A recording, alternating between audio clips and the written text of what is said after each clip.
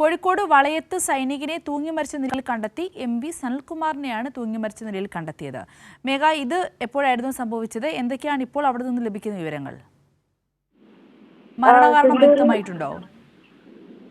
സിന്ധൂരി, ഇന്ന് രാവിലെയോടുകൂടിയാണ് സൈനികൻ MP സനൽകുമാറിനെ വീട്ടിൽ തൂങ്ങിമരിച്ച നിലയിൽ കണ്ടത്. മദ്രാസ് റെജിമെന്റിലെ സൈനികനാണ്.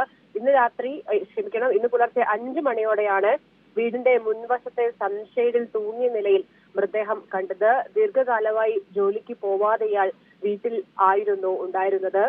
നേരത്തെ ഈ സനലിനെ അന്വേഷിച്ച് വളയം പോലീസ് വീട്ടിലെത്തിയിരുന്നു. ഒരു ട്രാൻസ്ഫർ ഓർഡർ ഉണ്ടായിരുന്നു. അത് ജമ്മുവിലേക്കായിരുന്നു പുതിയ സ്ഥലമാറ്റം. അവിടേക്ക് ജോയിൻ ചെയ്യണം എന്നാവശ്യപ്പെട്ടുകൊണ്ടാണ് പോലീസ് അധികൃതർ വീട്ടിൽ എത്തിയത്. ജോലിയിൽ പ്രവേശിക്കാൻ നിർദ്ദേശം നൽകുകയും ചെയ്തു. അതുകൊണ്ട് തന്നെ അതിന് പിന്നാലെയാണ് ഇപ്പോൾ ആത്മഹത്യ ഉണ്ടായിരിക്കുന്നത്. ജോലി സ്ഥലത്തേക്ക് പോവില്ല എന്ന് ഇദ്ദേഹം, പുതിയ സ്ഥലമാറ്റമുള്ള സ്ഥലത്തേക്ക് പോവില്ല എന്ന് ഇദ്ദേഹം ബന്ധുക്കളോട് പറഞ്ഞിരുന്നു. ഇതിന് പിന്നാലെയാണ് ആത്മഹത്യ ചെയ്ത നിലയിൽ കാണപ്പെട്ടത്. കാരണം വ്യക്തമല്ല. ഈ സ്ഥലം മാറ്റത്തിൽ മനംനൊന്നുകൊണ്ടാണ് ആത്മഹത്യ എന്നതാണ് ബന്ധുക്കൾ ഉൾപ്പെടെ നിലവിൽ പറയുന്നത്.